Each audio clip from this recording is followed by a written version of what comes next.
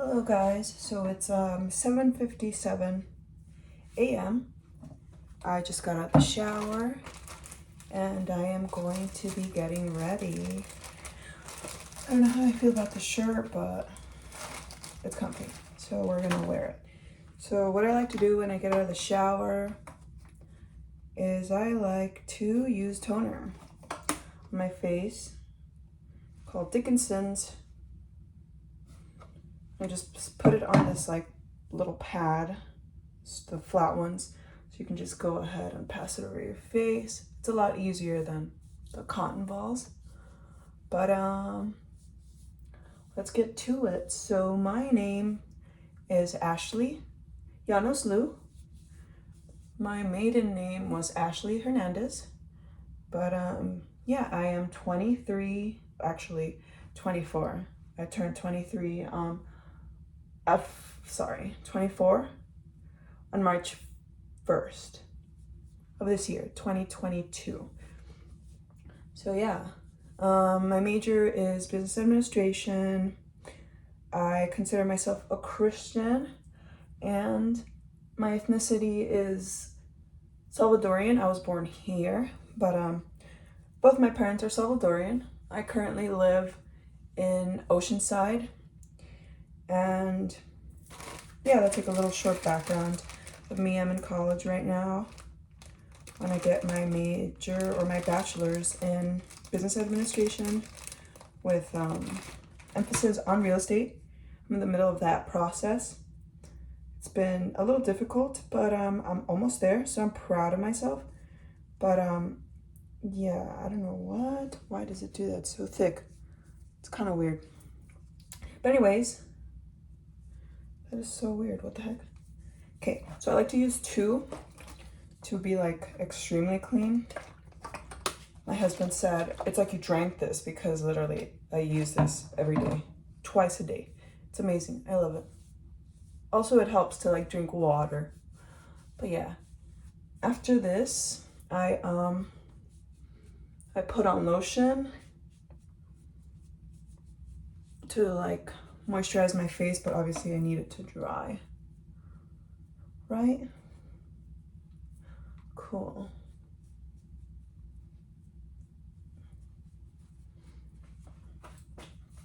We're gonna open this bag right now.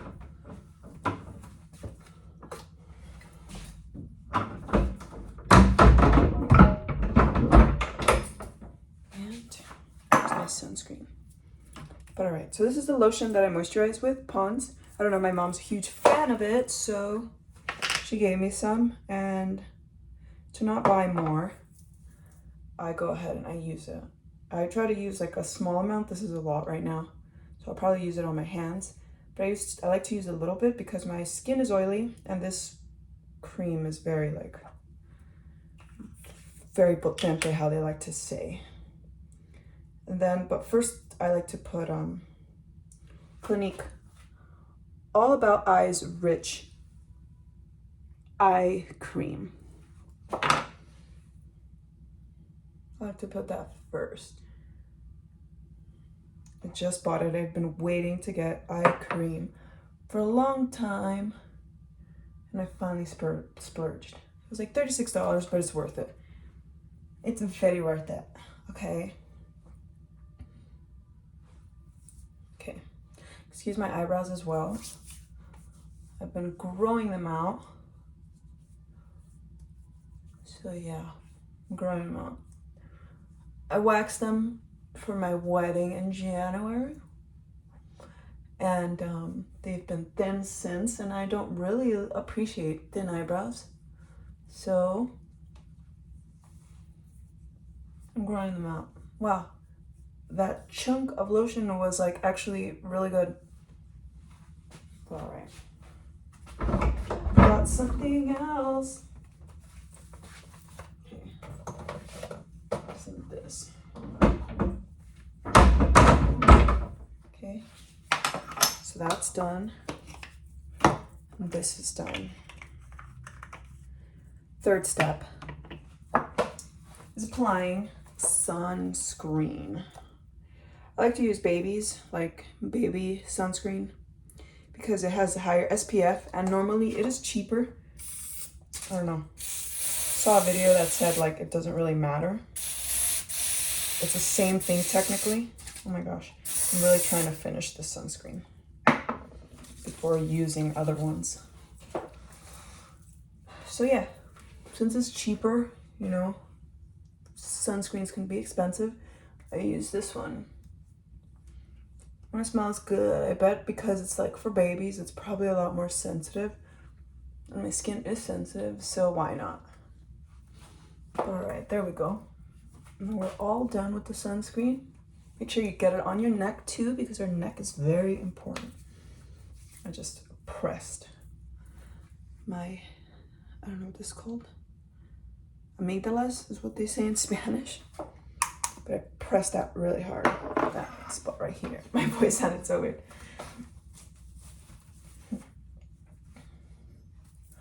All right. I'm in this weird transition of my body feels kind of big, but then again, I feel good. I'm not sure. This is the skinniest I've ever been in my life.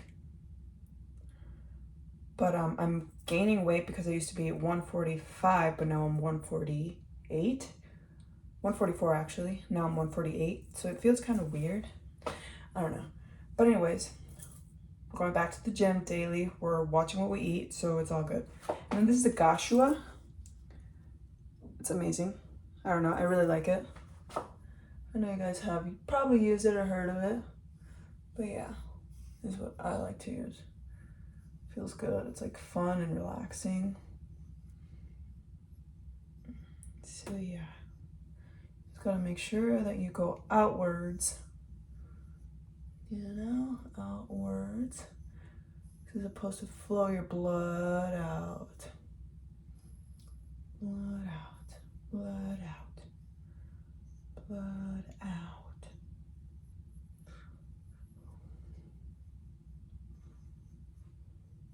So one thing about me is if I don't like something, I'll change it. And this shirt, I don't know how I feel about it. So to be honest, I will probably change it. Unless I put my sweater on and then it feels like, you know, not that bad. But as of right now, I'm not enjoying it. So you see how my blood is flowing right now too.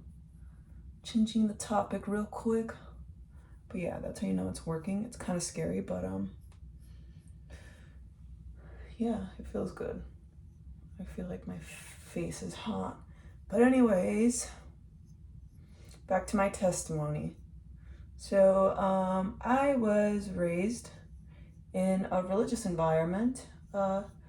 I went from Christian church to Catholic to Protestant churches, but none of them really spoke to me until I went to Christian church, and to be specific, the Universal Church from the Kingdom of God. And that's where I learned about deliverance. I learned about persevering, the Holy Spirit, and how to use my faith. And don't forget about your lips. And yeah, like that's where I was reborn. So before this, I was completely different. I had a lot of struggles during my childhood. I was abused. My mother was suicidal. We were poor. I was overweight, so I had poor body image, poor self-esteem. I thought I was always alone. I would have what is it called? So like when you sleep and sleep paralysis. I would have sleep paralysis as a kid. I was like 4 or 5 years old, and I would dream of like toys falling on top of me where I was sleeping, which was on a floor at the time, with my grandma and my sister, and my mom was like in the hospital fighting for her life. So yeah, I would picture myself on the floor, just sleeping, and then I would open my eyes, but I knew I was sleeping, and then a bunch of toys would fall on top of me, and I would like freak out because I was like, oh my gosh, like I'm not going to be able to breathe, I'm going to die. like if these toys don't stop like pouring over me. And they would just pour over, and I think I would just like black out after that because of the fear. But yeah, after that, the last step is chapstick. I really like to keep my lips moisturized because like, yeah, they get dry easily. And it really also helps to drink water to stay hydrated. But yeah, that was the first thing that, you know, kind of played a big role in my childhood. And even then, you know, I wasn't alone. It was like a 1-bedroom apartment with a living room, but the living room was made into a bedroom as well. So it was like, you know, 2 bedrooms in one like little apartment. So yeah, I would go to the room, the actual room, and there was like a big bed there. I would just remember like sleeping with my mom there, and I would cry on the bed, and my grandma would come in and she would be like, hey, like, why are you crying? Like, you don't need to cry. Like, you need to stop crying. So when I would feel like crying, I would go into the room and I would hide and I would cry. And as soon as I would hear my grandma like coming, I would have to snap out of it. Because, you know, I didn't want to hear, like, I didn't want to get yelled at because I was crying. So I really didn't have an environment where I felt safe to share my emotions, like to share the pain that I was going through as a kid. So that was really tough on me growing up. And I'm still healing from that. I'm a lot better now, 100%. You know, all thanks to the glory of God. But, you know, it was really hard for me to get through that. That, like, led me to have anger issues and, you know, to ultimately, like, build up a wall between my mom and my grandma and my family members. So that was definitely not the best. That happened. So my mom told us when she left, like, I didn't find out that she was in there because she was suicidal up until like 2 years ago, maybe last year. And it was really hard for me. I was like, I wanted my mom. Like, I was really connected to her. I was her first daughter. So, you know, that bond was pretty strong. Dad wasn't in the picture, so I don't know. I loved my mom. I love her too still. And I guess you can say I'm a mama's girl. You know, she's a cool lady, and I'm glad God like saved her life as well. You know, she gave us to her because he knew that she was equipped for the job, and she's done a great job. I mean, like, look at me now. I'm in like God's path thanks to her and my grandma. But yeah, so my mom would say that she was in the hospital because, sorry, I've dropped something. Because, well, she didn't say that she was in the hospital. Well, she told us what her story was, which was a lie. And that was like really heartbreaking to find out after. She told us that she was working at Toys R Us, long shifts, and that she needed to work there to get us a bike. So I was like, you know what? Like, who cares about the money? Like, you know what? Like, please, like, just come home. So, like, my grandma and my mom had a store. And, there was like little, or actually my grandma, she would smoke cigarettes and she would collect like the little strips of the cigarettes. I have no clue why, but she had a big bag of them. So what I would do is I would collect them and I would cut them. And to me, in my mind, as like a 5-year-old, I was like, hey, you know, is this money? Like, this is probably money. So I put them in a bag and I told my grandma, I was like, hey, you know, grandma, like when you go see her, obviously I told her in Spanish because my grandma doesn't speak English. But I was like, when you go see her, like, can you take this money to her and tell her, like, you know, you don't need to be working anymore. Like, you can use this to buy us our bike. But I think in my heart, I was like, you know what? Like, we don't want the bike. Like, the bike doesn't matter. Just come home. And to this day, my mom has that little bag of papers. And I don't know, you know, if that helped her to, you know, be stronger. But my mom has admitted to me that God has used us to like help her. And amen to that, you know. I'm glad he has, and I see it as well. So that happened. Mom came back. I started witnessing a lot of problems with dad. My dad had a second wife that he didn't tell my mom about. So she was pretty much lied to the whole relationship. He was already married prior to my mom, so that was hard. He had kids as well, like grown kids. They were probably 5, 6 at the time when we were born. So you can only imagine that. Yeah, my mom found out. The lady would harass my mom, and that's how my mom found out. It became a whole problem. My mom didn't want us to meet our half brothers, and dad always wanted us to. So it was pretty tough, always seeing them fighting and disagreeing, and it was pretty scary because it's like the people that are here to take care of you are like arguing and being violent, and it was just on top of like not having a secure connection. So that was hard for me and for my sister, because my sister was there too. And for her, I think it was a little harder, even though she admits she says that it's not, but I don't know. The little one always gets affected the most, I believe. And there's nothing wrong with that, But I started going to school, to elementary school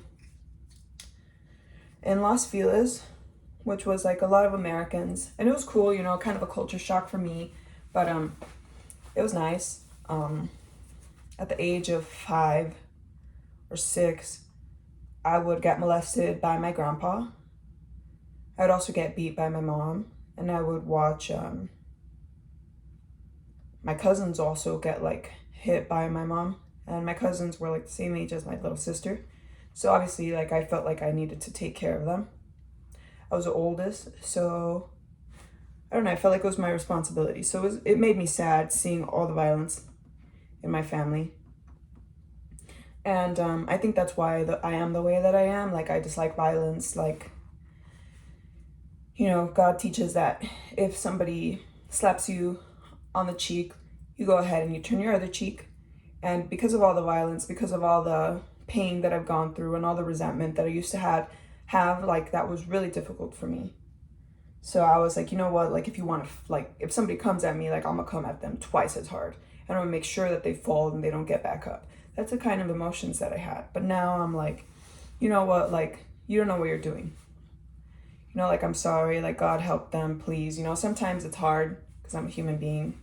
And I still have those little hothead traces in my DNA, but I'm still like, you know what, like, I'm not gonna let this anger overpower me. And it did take a lot of work.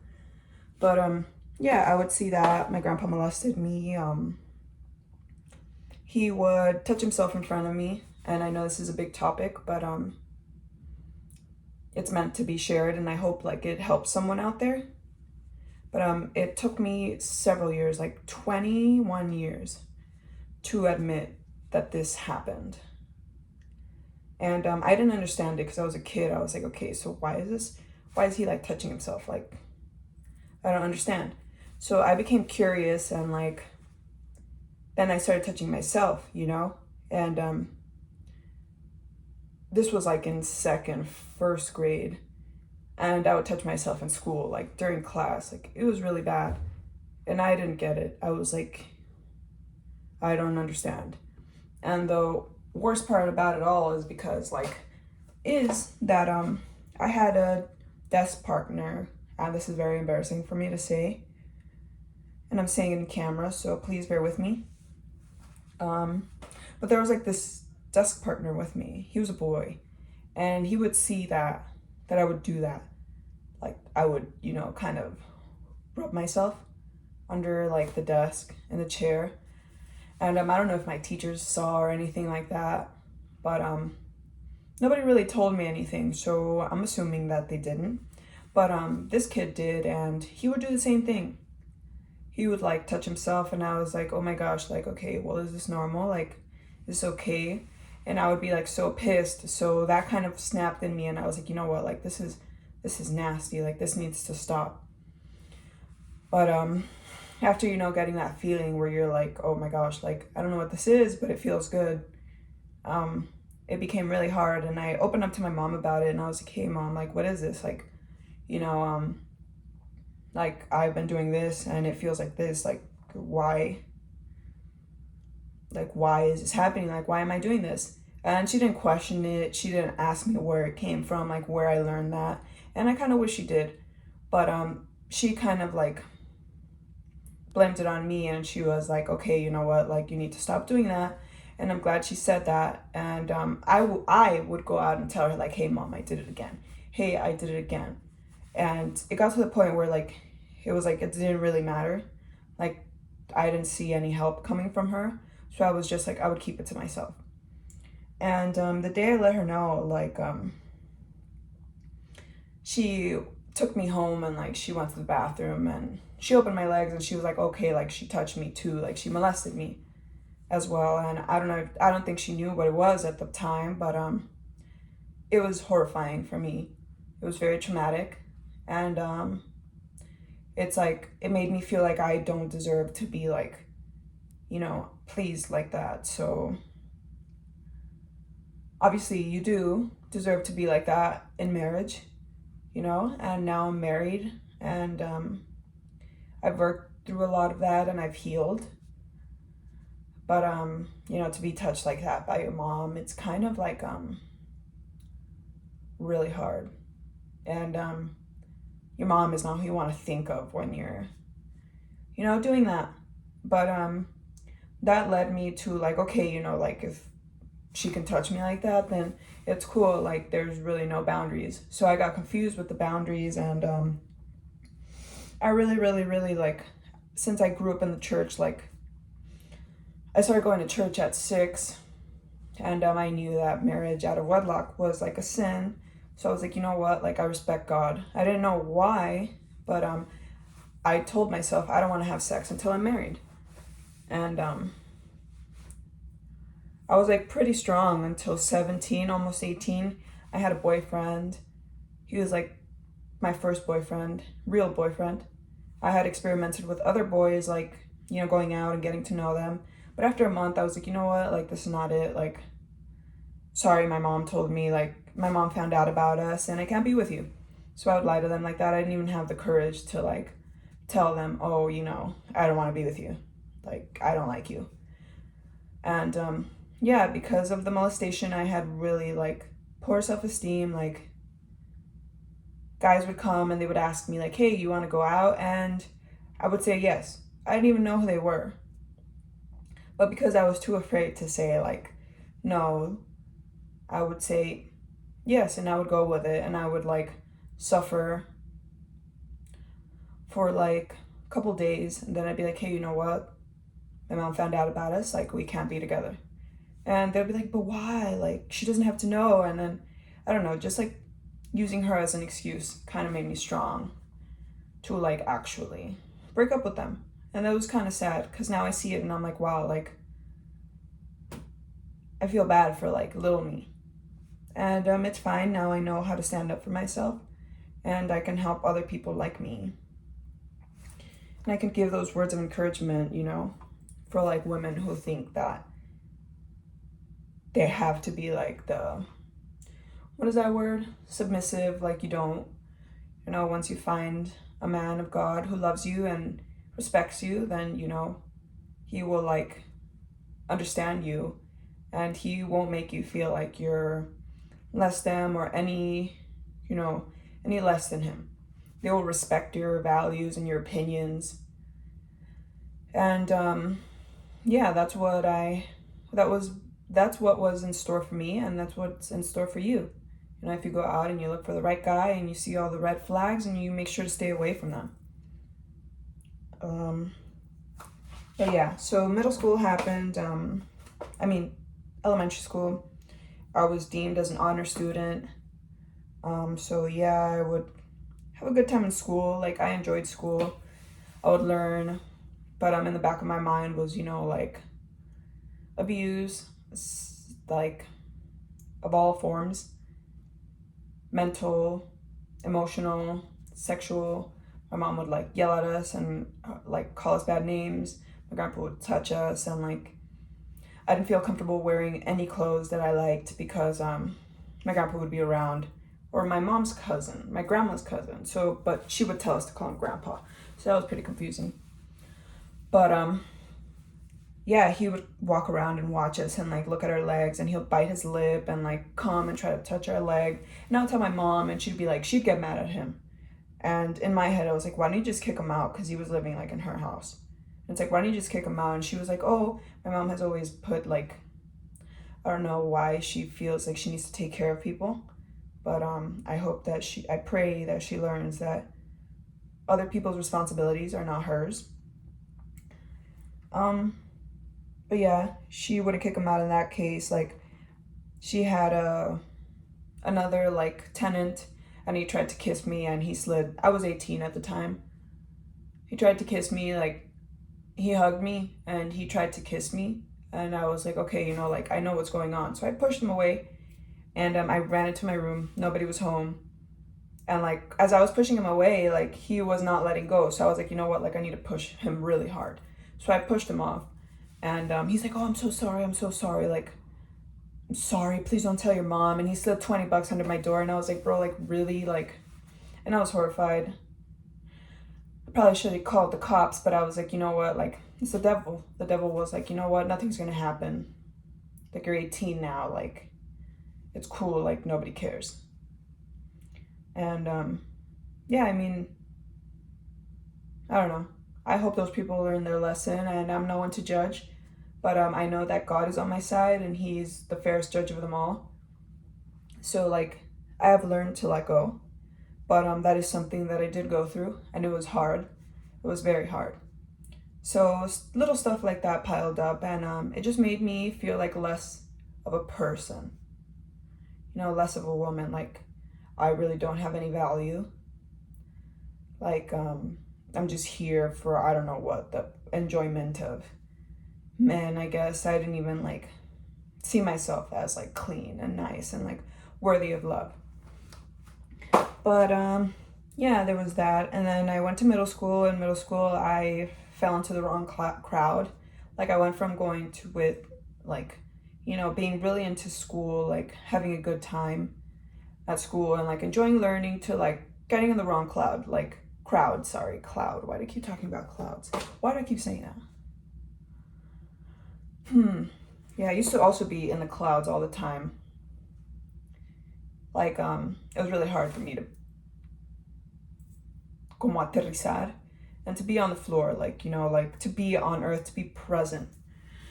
I would always be like in my head, and that was something that my mom and my grandma noticed, and it was because of the trauma. So, you know, I would be like somewhere else in La La Land, imagining I don't know what, just in my thoughts. And that was pretty bad, like, you know, because, you know, you're meant to be here. I was meant to be here. So yeah, that would happen. I went to middle school. I got into the wrong crowd. In 7th grade, I was introduced to marijuana. It was 420. So I had a friend. 6th grade, it was pretty cool. I mean, it wasn't that bad. I was in the magnet program. I made a couple friends, and my friends started getting into like boyfriends, and I had my first crush in 5th grade. But my best friend at the time also had a crush on the same guy. And the guy went to like, he talked to her. Like, I guess they decided to go out, date for the summer. And I was like, wow, like, okay. Well, I told him that I liked him. And that was it. Like, I confessed that I liked him, and that was it. Like, we would play basketball all the time, like after school. Because my mom would leave me, like, me and my sister and I, till like 5, because she had a store. I don't know, that was also like really frustrating. Like, we would be the last ones in school to get picked up, and that was really like messed up. We were hungry, you know, tired, and it's like, bro, like, I don't want to be here. Like, I want to be home. Like, I want to be with mom. Like really, like, do you not care enough to come and pick us up on time like the other kids? So yeah, and we would call her, and there would be no answer. And it's like, I don't know, just felt like it was scary. And it would always be like embarrassing, because people from after school program would like call her and be like, hey, like, where's your mom? Like, you know, do you know any time that she's gonna come pick you up? And they would call her, and like they would tell her, hey, you know, you can't be doing this. and it was still the same thing. So that was pretty trash. Then yeah, middle school, 6th grade was cool. My friends started getting more into boys. I kind of was just more like making friends, you know, in my studies. And then 7th grade hit, and that's where I made like friends who were like cholos. You know, they were more hood, they were Hispanic, because, you know, I had gone from American friends to Hispanic friends. So I was like, okay, you know, this is my crowd. Maybe this is my crowd. And yeah, they were pretty ghetto. They were like in gangs at the age of like what, 12, 13, or I don't know. They aspired to be in that kind of stuff, like tag. And I was like, okay, well, you know, why not check this out? So I did, and I didn't really get really into it because it really wasn't me. But the drugs, like I did try the drugs, the weed. We legit went as 12-year-olds. We went to like this drug dealer's house that lived right across the street from the middle school. I don't know how one of my close friends at the time, she found out about him, but she did. We got $10 and we bought a gram of weed, and we went to the Bloody Alley is what they called an alley behind the middle school, which is Thomas Starking Middle School by Atwater. But yeah, that's where everybody would go and they would fight.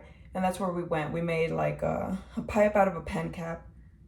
You know, if you've ever smoked weed, like way back then, and you didn't have like somewhere to smoke of, you know that trick, which is probably really bad. But yeah, I don't know if that was even weed. But all I knew is that weed was cool. So yeah, my sister was there. She saw that, but thank God she wasn't like really interested into it like I was. And then I started hanging out with this group more, and they started doing drugs more, and then alcohol was introduced into the picture. So I was like, okay, alcohol, cool, fine. But like I had a friend who was like, hey, you know, your eyes are green. Like, why are your eyes green? And I think that was him like trying to scare me and keep me away from like smoking weed, because like I naturally had you know, a little bit of green in my eyes. And he was like, I thought I was like my conscience was like, you know, you're not supposed to be doing this, like your mom's gonna catch you. And my mom put us like in drug classes, like to be aware of drugs and like to know about them and stay away from them. And like also so she knew like, you know, what the symptoms were of being high. So I was like, oh my gosh, like she's gonna tell, like I have green in my eyes. But I didn't know like that's not what happens when you smoke weed, because like I'd never smoked weed before. I was new to it, and I really didn't know the symptoms. I just knew what the drug was, you know. And I was still like learning about it, still in the classes. So, you know, I was like, oh my gosh, like I'm gonna get caught. And it would happen. I would go through that fear every time I would smoke weed and like get picked up. So I would kind of just like seclude myself, lock myself away, you know, from my mom. Not literally, sometimes literally, yeah. But I would just be like, you know, I would keep it short, the conversation short, so that she would like she wouldn't realize, but she would, you know, because I was kind of like acting weird. And that was like my own self, like kind of, you know, exposing myself. And that's the thing about me, I like to be honest. I used to have the problem of lying all the time to make just things easier, you know, to not connect with people. Because, you know, I don't know, I was afraid that they wouldn't like me anymore and they would leave, you know, just trauma from like, you know, my mom not being around. And I don't know, I thought maybe the problem was me, which is hard to admit. And yeah, so I would just stay quiet, and that's how I started like being all serious, and like a wall was built. Like the devil really used weed to like separate me from my mom. And yeah, that happened middle school, 8th grade. My grades started to like they still were there, you know, school was good. But I kind of started experimenting more with boys. Just like I had my first kiss. Excuse me. Yeah, it was just kind of weird. It was like, why was I even having a boyfriend at the time? Because like I knew that they weren't gonna last, and I knew that that's not what I wanted. So I don't know, it's kind of just like peer pressure, to be honest. Since I saw everybody else doing it, I was like, hey, maybe I should do it too. But it's cool. I learned. Then I went to high school. Yeah, I don't know. Guys always were like attracted to me in some sort of weird way. And maybe it was also like, a way for the devil to distract me. Because I had a stalker at one point. I don't know how normal that is, but that was weird. And people would like text me, like guys, like, hey, can you send me pictures of your legs? Like, can you send me pictures, like nudes, like stuff like that in 6th grade, 7th grade? And I was like, what the heck? Like, no, like I never fell into that. And like, I think that was God, like, he was like in me. He was like, you know what? Don't like do that to yourself. And so I never did it. I was like, no, like, I guess people would call me a tease, but they would call me a tease. And I was like, okay, well, that's fine. Like, I'll tell you straight up to your face that I want nothing to do with you. So like, just please leave me alone, And then they finally would. But I'm proud of myself in that sense that I was able to say no. Then I went to high school. High school was different. Made new friends. I was still in like the magnet program. Yeah, I made new friends. I was friends with like an older crowd. So that was like, I don't know, I felt like their little sister. They weren't really a bad influence to me, but I did have more of a broad spectrum with them when it came to like conversations and, the environment.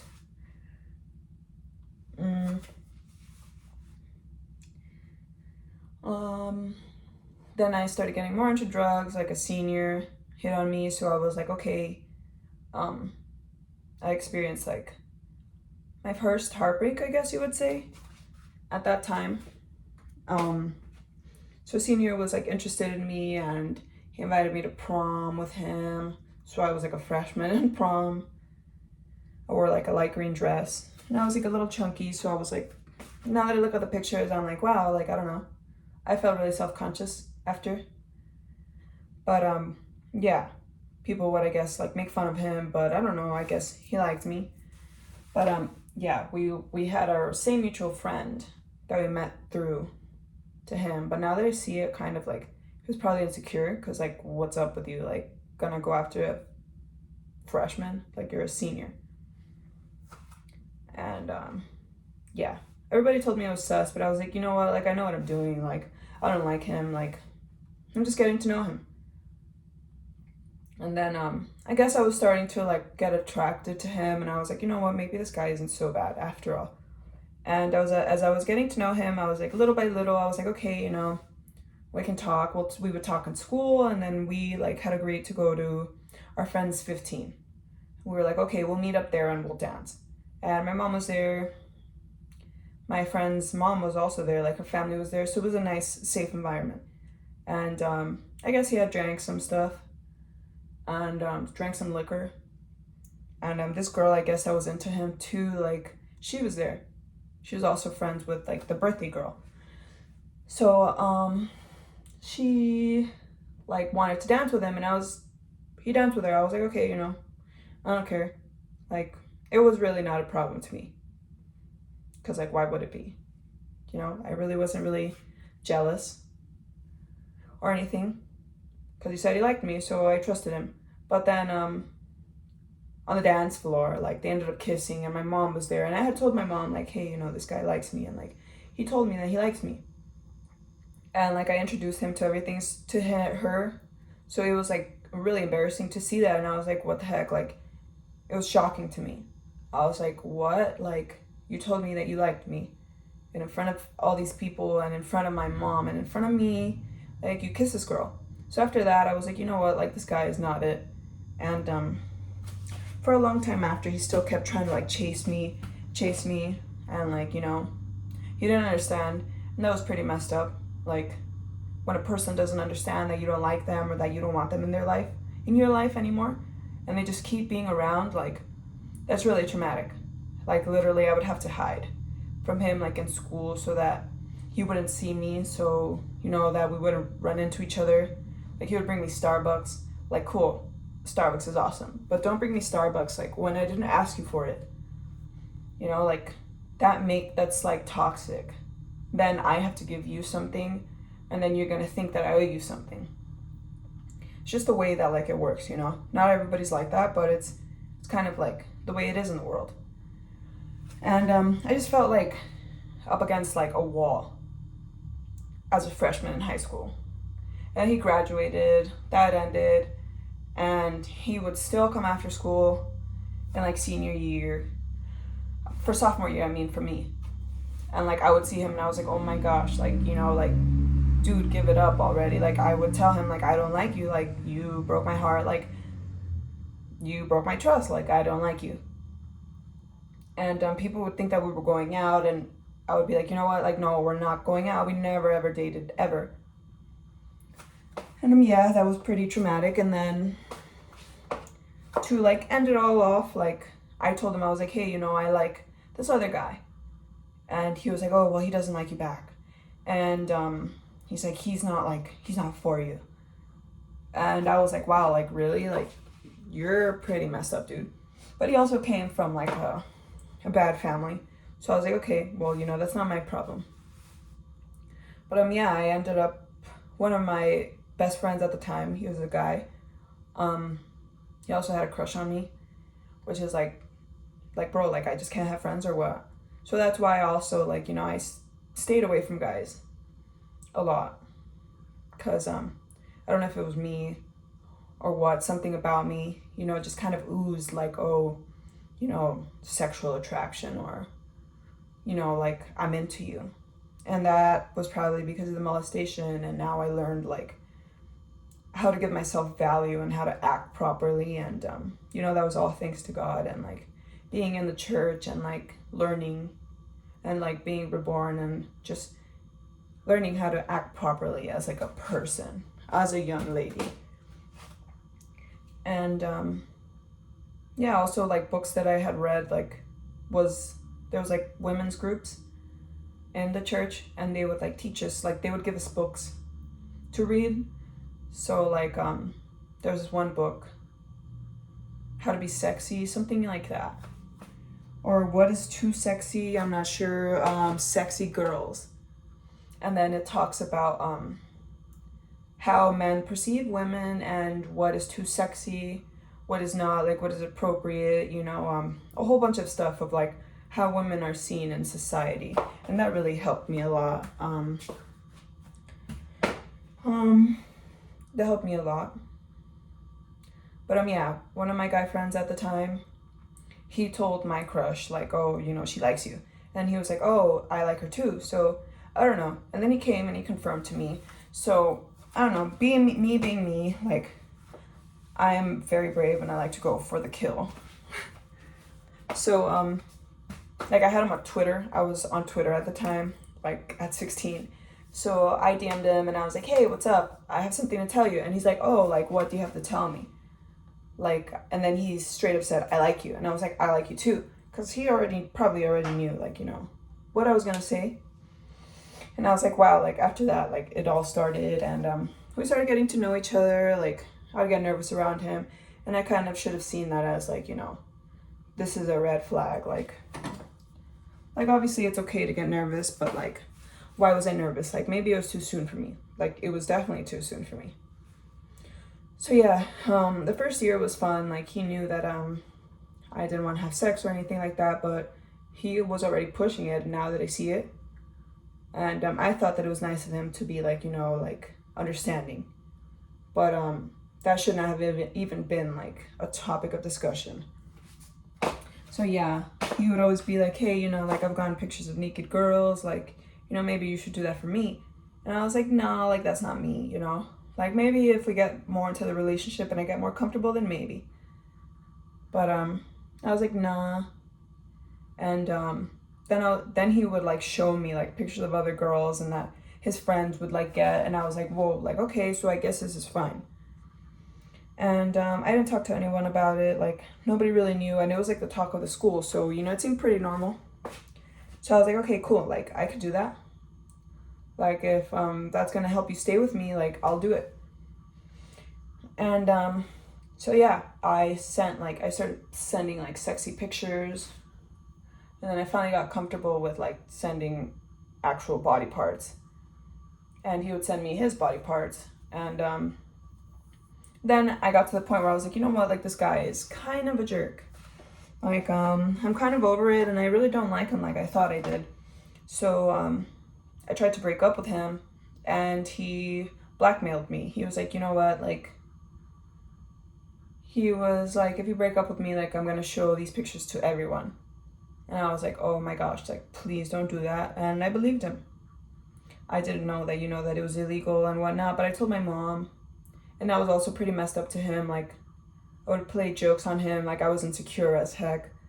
With him, I probably learned to, I don't know what the heck I learned, but I probably learned to, what was not right in a relationship. Like, I would text him from different numbers to like try to play him and catch to see if he was like, loyal and whatnot. And then I would admit to him like, oh, hey, like that was me. And it was just weird. Like, it was so tiring. We were on and off after that till like freshman year. Till like senior year. He was, I don't know, a big part of my life for a point. I learned many things that I did not want with him. I ended up losing my virginity to him too, and I would cry. Like, I cried, and I was just feeling convicted. I was like, why did I do this? Like, why? And I was so angry with him because, like, I felt like he forced me. But it was also my choice. But, I don't know, if it wasn't for, like, our relationship, I don't think I would have had sex. And, but it happened, And, it was just, like, annoying. I wanted to break up with him, but he didn't seem to get that. Like, I knew that I didn't like him because we went, like, on a double date to Six Flags, and he had boogers in his nose. And, it's easy to tell someone that you care about, like, hey, you have boogers on your nose, like, so that they don't get embarrassed, But I couldn't do that with him, and neither could his friends. So I was like, wow, like, I don't know what they see in him, but I see the same thing. And, yeah, I realized that, like, I really didn't like him. And I was still with him because of the fear, So that was pretty messed up. He was also very violent. He would treat me bad. Like, he would ignore me. I felt like I was unworthy with him. Like, I would have to argue with him to get some time away from, like, his friends. And, like, I was like, okay, well, if you want to be like that, then let's just be not together and let's be friends. But he was like, no, like, I don't know. He was very controlling. He's like, I'll change. And he would never change. He was very controlling. And I was just like low self-esteem, so I felt like that was the best that I would ever get. He did have his good times, but I don't know why. But yeah, so senior year we didn't even go to prom together. I had another friend, and we ended up going to prom. He was like into me, but I didn't like him. But I just didn't want to go to prom by myself. Most likely should have just gone with my friends. But I didn't. Prom was cool. Junior year, I was like partying. I was in this group with 2 other girls. Like, they were pretty popular. And I don't know why they were like friends with me at the time. Maybe because I was like pretty popular and knew people too. Also was connection to parties. But yeah, we would call each other the PH, the party hose, and everybody knew that. Like, a lot of people that went to parties knew that. And, like, we were pretty proud of ourselves for calling ourselves that. But now that I see it, I'm like, wow, that's very degrading. But, I don't know. It was pretty messed up, and I was so mean. Like, I would see videos of, like, how I talked to these girls, and I would call them, like, B-word, and, like, hoe, and I was like, wow, like, why would you want to be friends with me? But, I just didn't know, any better. And I thought they were the mean ones, but now that I look back at it, I'm like, wow, like, I was the mean one. Like, I was mean too. So yeah, that. I would get drunk. I'd go home. then everything would be like, okay, you know, I don't know if my mom knew that we were doing that, but my sister was there in the picture too, so she saw that. Yeah, then graduated high school.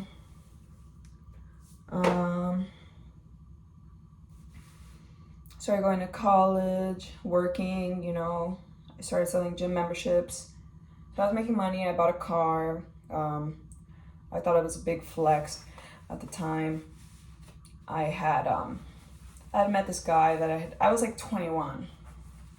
So I met this guy at like the Dub Club in Echoplex. They no longer have that anymore, but I met him there, and he kind of was like motivation. I don't know. Like, he came in at the time that I was like, you know, ready to buy my car and looking for something new. And I was like, okay, you know, maybe this is it. Like, this guy, he came out of nowhere, like he could be good. And that was the devil. Definitely the devil. Like, the devil tries to trick you with something new. He tells you 9 truths out of 10 and 1 lie.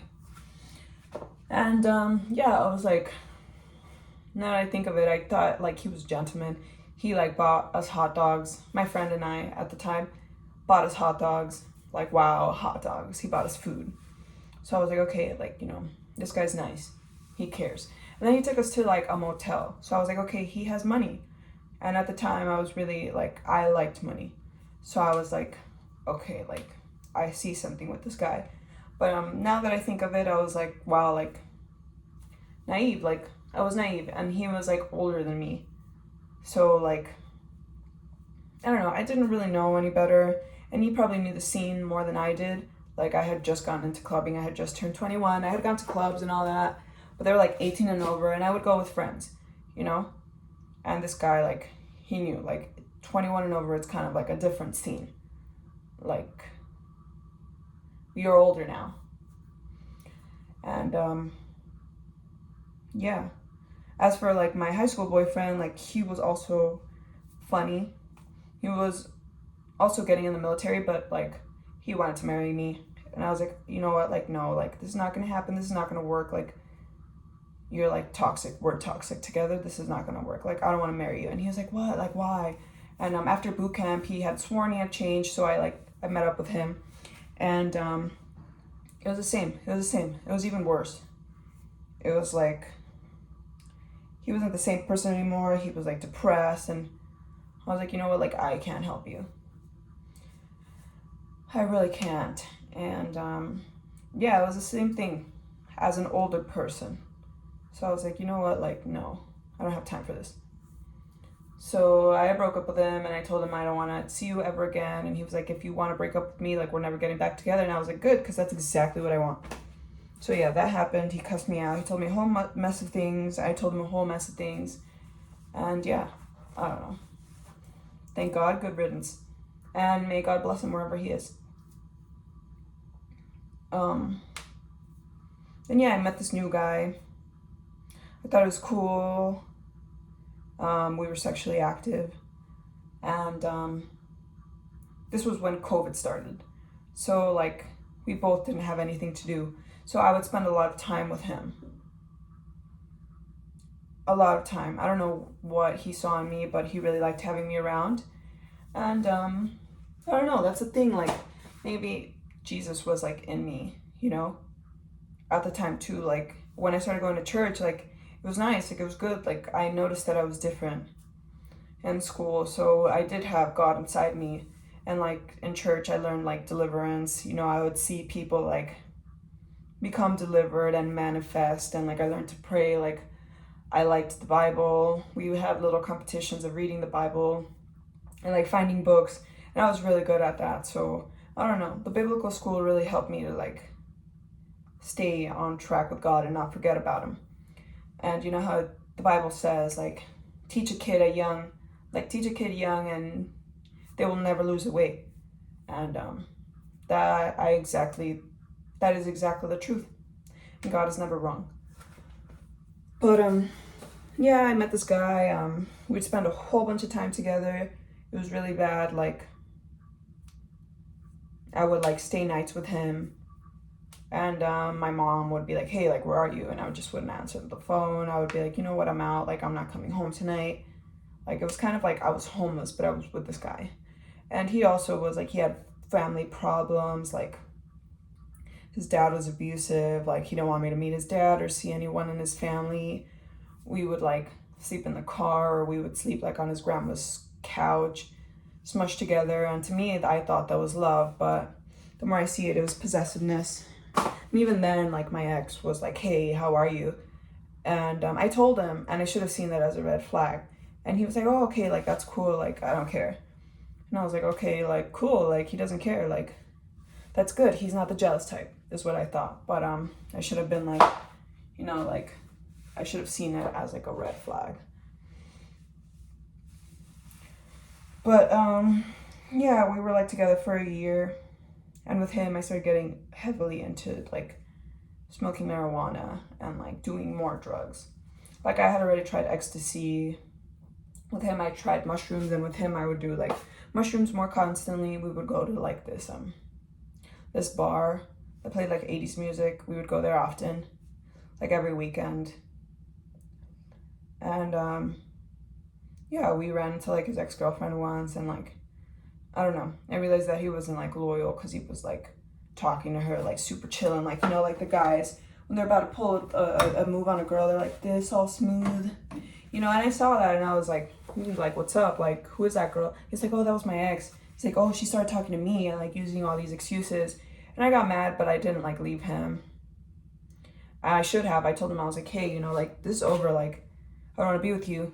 And he was like, what? Like, why? Like, I don't know, I have a very short temper when people do me wrong. And he's like, why? Like, what? Like, she came to me. He's like, please, just calm down. Let's, like, sleep it off.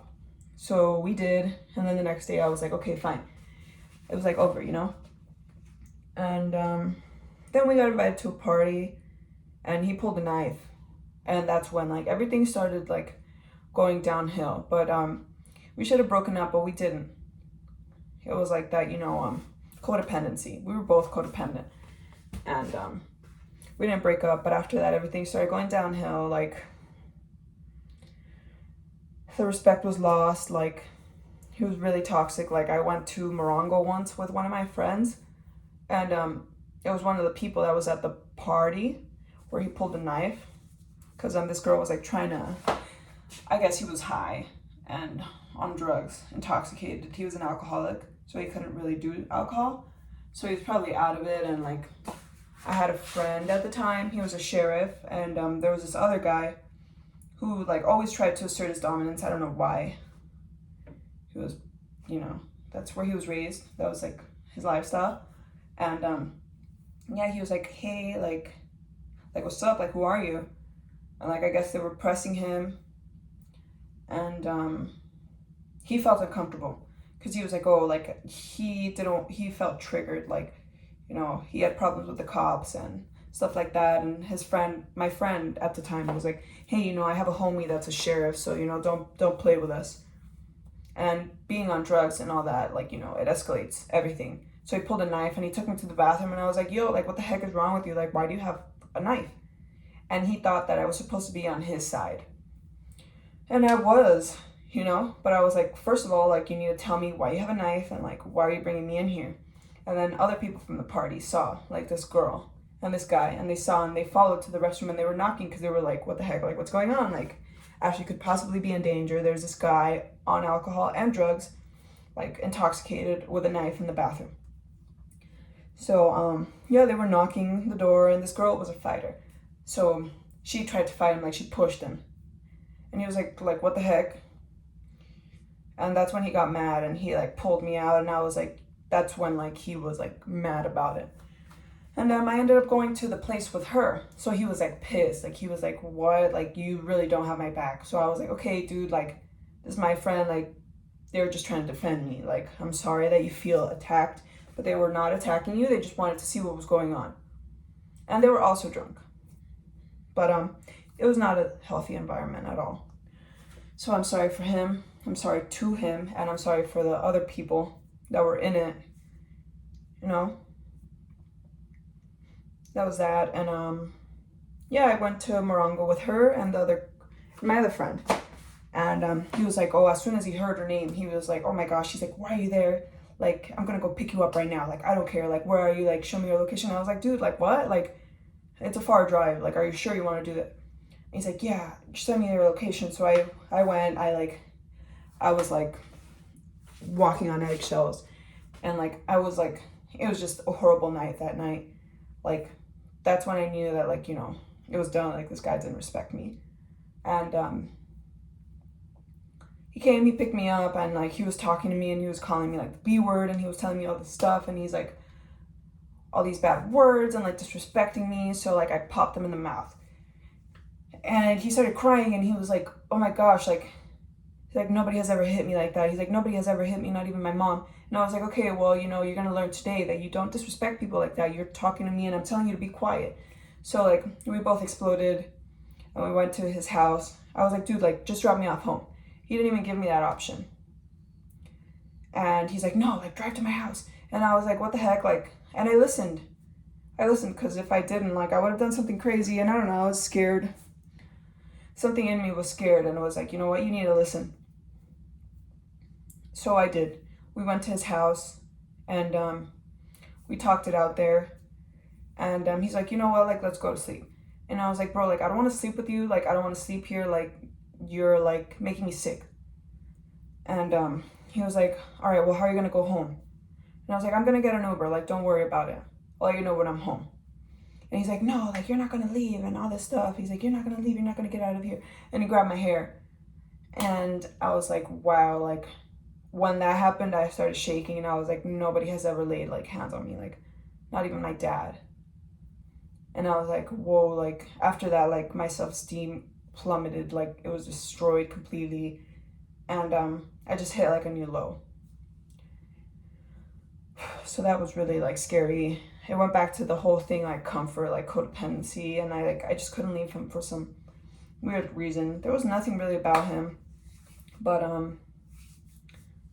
I guess just being with him and having that presence really, you know, I guess I felt comfortable there, and I thought that that was right, but it really wasn't. And yeah, that happened. We tried to make it work, like, to be friends. He was into cryptocurrencies. I was making money at the time. So I was like, you know, like, that's cool. Like, I'll put some money into that too. So I did. I put like $3,000, maybe $4,000. Some of them we pulled it out, and then the other 2,000, like, he kept. Like, when we broke up, he would always be like, hey, you know, like, I'll send it to you, don't worry. And like I would be like, okay, you know, I believe him. And he legit stole from me, like, and I was like, you know what, you can keep the money, like, it's fine. God will like give back to me, you know. And I learned. I was like, you know, I'd rather, it's like, I don't care enough about the money to go and like have him, to talk to him, you know, and like to relive all the stuff that we went through. So I was like, all right, cool. You can keep the money. Like, I don't even care. Just like leave me alone. And yeah, that happened. I would get more into drugs with him. We went to like a Hare Krishna fest. I didn't know what the heck I was doing, but he would talk to me about all these stuff like Freemasons and how, you know, you can't enter that because I couldn't enter that because I was a woman. So I was like, okay, like, do I suck because I'm a woman? Like, I don't know. He made me feel like I was less of a person because I was a woman. But I don't know, I like being a woman. I enjoy it. And being a woman is a blessing. And if you really didn't like women, then why were you with one? You know? Like, why did you want me around so badly? But that's on him, you know? Nobody's better than anyone. We're all equal in God's eyes. But yeah, that also like hurt me, you know? Because I really thought that like that's how a person should be treated. Like, that's how I was gonna get treated, and I was like okay with that. But yeah, I started delving into like more mystical stuff with him, like mushrooms, and it was just weird.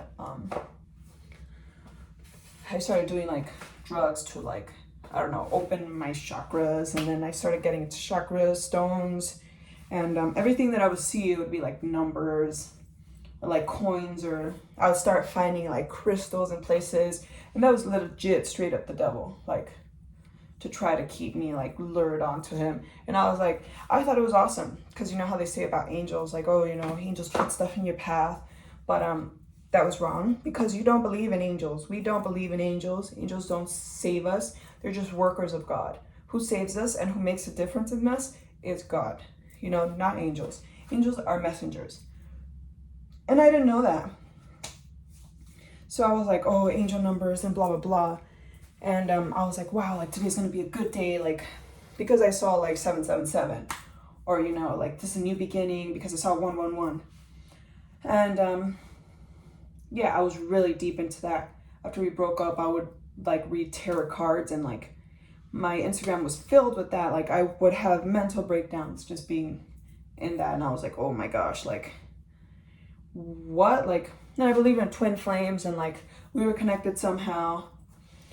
And like he was into that, but like that was also like, you know, the devil. Like I didn't really open up to him like that, because I don't think he was in that level.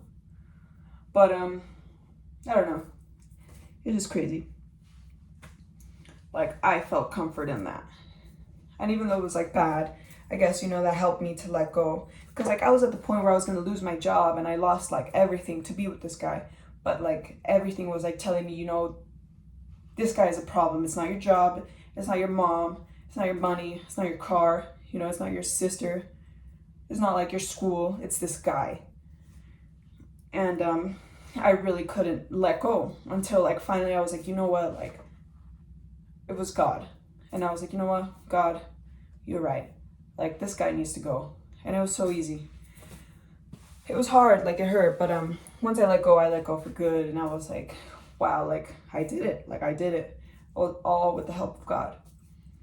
But with him, I learned, you know, how to be a healthier person and to not be toxic. And, you know, I saw the ugliest sides of me. And after that, quickly right after that, you know, I guess my mom was praying for me to find someone. And quickly right after that, I met my now husband. I had a friend at the time. We would smoke weed all the time too. Like we were super close. We were really codependent too. So that was like a thing for me. Like I was codependent. Like because I didn't have my mom, I thought I could like lean on friends. But there is really like no such thing as friends in the world. Like they always want something from you, like whether it be rides or, you know, like drugs, you know, money, you know, popularity, entrances into clubs, parties, you know. They're not really friends with you. They're friends with what you have. And this friend, she was friends with the drugs. She was friends with my drugs. Because I really had like connections. At one point I was like working at Blaze, which is like a company with Stizzy. So I guess that was kind of a flex, you know, like I also got discounts, so I would pick up for this girl. And my boyfriend at the time, like he would give me weed, and he was really picky about it. He was like, you know what, like I gotta smoke the best weed. So I had good weed, and I would smoke her out, you know, like what's the point of hanging out with someone if you're not gonna like smoke them out when you're a smoker? Thank God I got delivered from that. But yeah, I started getting to the point with smoking weed that I would get like panic attacks, and I was like, you know what, like this is not fun. Like this is not like it anymore. So slowly I started getting out of that, and I got into nicotine. And I was like, okay, well, if I stop smoking weed, I can smoke nicotine, and then from nicotine, I can just stop completely. And then I got into that addiction of nicotine. And I let go of as well in a fast of Daniel, which is basically you go 21 days without like the internet, you know, anything from the world, like any secular activity you let go of, and you just read the Bible more, you know, watch more biblical stuff, you know, Bible stories, you know, podcasts from God, sing like hymns or like, you know, alabanzas. And I did that, and I got the Holy Spirit. I was baptized with the Holy Spirit. And I was searching hard for God. I was searching hard, and I would go to church on Monday and Wednesday and Friday to get delivered. And on Sunday, you know, I was active in the youth group that they have, and I would pray, you know, pray for my food, and I still do that now. But yeah, I met my now husband during that time, through that friend. And I was like away. I was like, I had just broken up with this guy. It was like a month. So I was like, you know what? Like, I need to take my time. Like, I need to heal. Like I can't do this, you know? So I wasn't going to throw myself. I was going to do it right. So I was doing it right, and my friend invited me to go hike. So I was like, all right, cool. I like hiking. Let's go hike. Because, yeah, I was, like, on the road to, like, lose weight. Because with this guy, too, I gained, like, so much weight. I was, like, really fat. And I was like, what the heck? Like, this is the biggest I've ever been. And I was like, why? Like, this guy was a stick, and I was, like, I was blown up. And it was probably, you know, the devil's work to try to get me even more insecure. So I was like, you know what? Like, nah. Like, we're going to go to the gym. We're going to get back into this because, like, I've always been an athlete. My family's athletic. You know, my dad works out. He runs. He used to run marathons. My uncle's, like, a soccer player. My uncles are soccer players. My mom likes to work out. Yeah, we have genes of athletes. So I was like, you know what? Let's do this.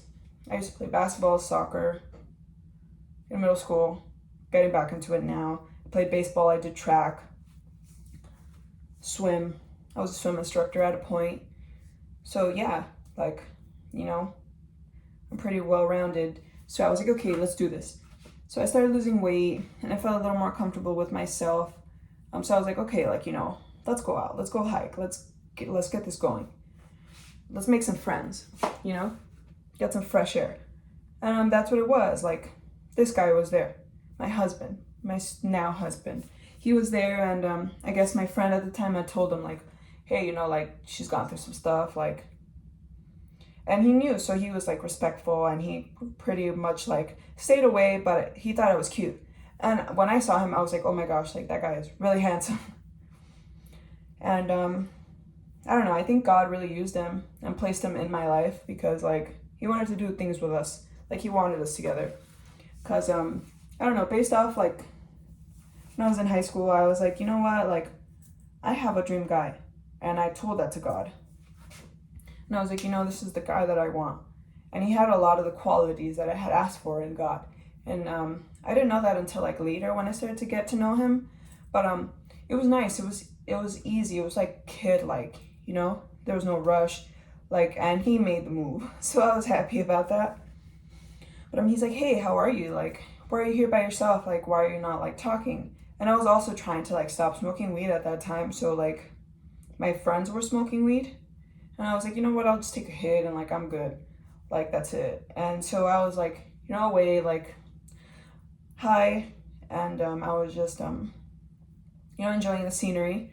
And then he came, and then he, like, talked to me, and he was like, how are you? So, yeah, we had more stuff to do that day. So, like, we went after the hike, we changed, you know, we broke that ice, and he sat next to me in the car, and I was like, oh my gosh, like, he likes me. I was like, he's into me. And I was like, cool, like, he's cute, like, let's see what he's like. And we started talking, like, connecting over music. He was, like, the DJ in the car, and I was like, wow, like, I like his music taste. But I was still, like, I still had a wall up, and I was like, okay, well, this guy seems, like, genuine, like, you know, he's a little different. So I was like, okay, let's keep going. But, like, having him sit next to me was, like, nice. Like, I don't know. I was like, wow, like, you're really doing things like a person would do, like, in elementary school to show that they liked you, but not, like, crossing boundaries, you know? And I respected that. That meant he respected me. And I liked that. So we went to City Walk. We had fun. You know, there was, like, a group of 5 of us. It was cool. You know, there was no pressure or anything to, like, you know, perform or anything like that. So it was nice. And then we agreed to hang out again. We were going to go to Six Flags, but because of COVID, you know, you had to do a reservation. So that didn't work out. So we went to go watch a movie, all of us. And that's when my now husband asked my friend at the time. She's like, oh, like, is it cool, like, if I sit next to her at the movie theater? Like, do you think it's okay? And she was like, yeah.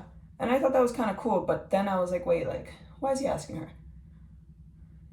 But I don't know. Maybe I'm thinking too much. But, yeah, I thought that was cool. And he was sitting next to me in the movies. He was pretty nervous, like, I could tell. And I got popcorn, and I offered him some to, like, break the ice, you know, and make him feel a little more comfortable. And I normally don't share my food. but like I've learned to share. Like at the time I didn't, but I was like, you know, you want some popcorn? And he took some and he was eating so much of it, and I was like, oh my gosh, like I was like, bro, like why? Like, wow, you're just gonna eat all my popcorn is what I was thinking, what was running through my mind. And then he stopped, and I was like, now I think about it and I laugh, and I told my mom, and she was like, oh, I know who you are with your food. And she was like, I know how you are. And I was like, you were probably mad, huh? And I was like, yeah, but it's okay. Like, I helped them feel more comfortable. So yeah, that was like a nice memory that I think of, and I was like, wow, like I was like, okay, wow, like this guy is cool, like, you know, he's not afraid, like he's brave, and he took my popcorn, like, sure, you know, there was a whole mess of it, so I was like, all right. I thought it was nice, like it was different, and that really stood out to me. And then we got to know each other better. We went on a date, and you know, I knew that he wanted to be a Marine, so he went off to boot camp. And before that, though, he had like proposed to me. He went to El Salvador to meet my dad. You know, stuff happened there. We also like sinned and had sex before marriage, and that was hard. Like, because when he came back, I was like, you know what? Like, I'm in church now. Like, I know, like, you know, this is not right. So we can't keep doing this. But like, it would just happen because we would sleep together. I moved out of my mom's house, but he really did like push me forward to do things that I never thought that I could do. Like move out of my mom's house. I healed a lot with him. I traveled to Texas with him, met his family. I traveled to El Salvador. He met my dad. It was nice. Like, he introduced me to like his friends, the Marines. We went to the beach. He took me out. You know, it was nice. Like, it wasn't toxic. Like, we didn't drink. We didn't like smoke weed. Like, he met my friends. He met my family members, the people that I hung out with. So I felt comfortable with him. And I don't know, he was a nice guy. So I was like, okay, you know, we can make it work. So he went to boot camp, and when that happened, I was like, I was sick. I was like, you know what, like, I can't do this, like this is too much. And that's when God called me, and he was like, you know what, you need to go back to church. And then I looked up the closest church next to me, around me, and I was like, okay, like, this is it, like, I'm going today. So I went to church, and I started going on Mondays, which is for finances. And that's when I was sucked in. I was like completely sucked in. Like, I was delivered. God delivered me. And the way that I manifested was through crying, like intense crying. Like, I couldn't go to church without like crying. Like, so much tears, so much pain, so much sadness was released from me. And I was like, you know what, like, this is it. And I stopped seeing the numbers. I stopped paying attention to that stuff. I gave up the nicotine, the alcohol, the bad words. I bleached my eyebrows at a point. So that was cool. But they accepted me, and I was like, wow, like, this is cool. Like, they didn't make fun of me. They were like, hey, they're pretty. And I liked them. They were pretty. I don't know if I would do it again, but yeah, it was a painful experience, and we would write to each other. There would be like times where I wouldn't get letters, and I would go to church, and I would talk to the pastors' wives, and they would be like, you know what, just pray for it. Like, it's going to happen. Like, it's going to be okay. You know, don't be afraid. Like, this is for you, you know? And if it's not for you, then, you know, it'll work out. Like, God has something better for you. So they really helped me a lot. And, yeah, that, God really did listen to my prayers. He really did. He was always attentive, always there. He never left my side. So that's why I'm so loyal to him.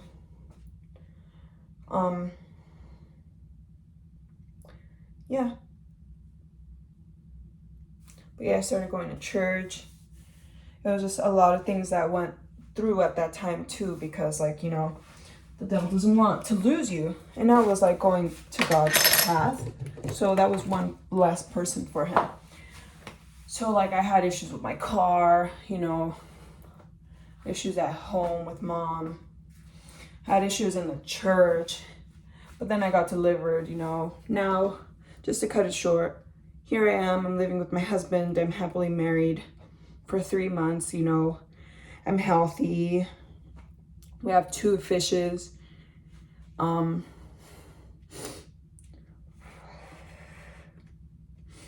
am a sinner still, but I try my hardest to not, like, you know, fall back in those paths.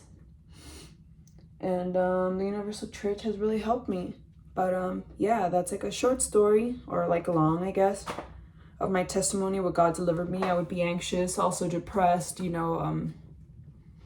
I had anger issues, and now I'm like completely like, I have a job, but that's more for like later. In the path that I've always wanted to do, and I still don't know what God has in store for me, but every day it just gets clearer and clearer. So yeah, I can't wait till that day that, you know, everything is clear.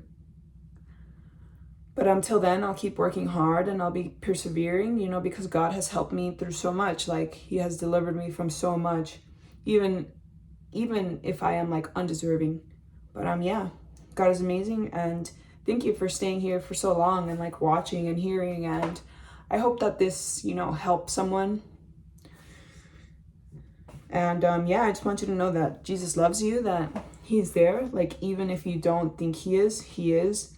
And it's really our choice, like, if we want to give up our life to God, because we need to like cooperate. Like, if we give, he gives. It's not like, you know, it's not like you just take. Like, it doesn't work like that. You know, God is good.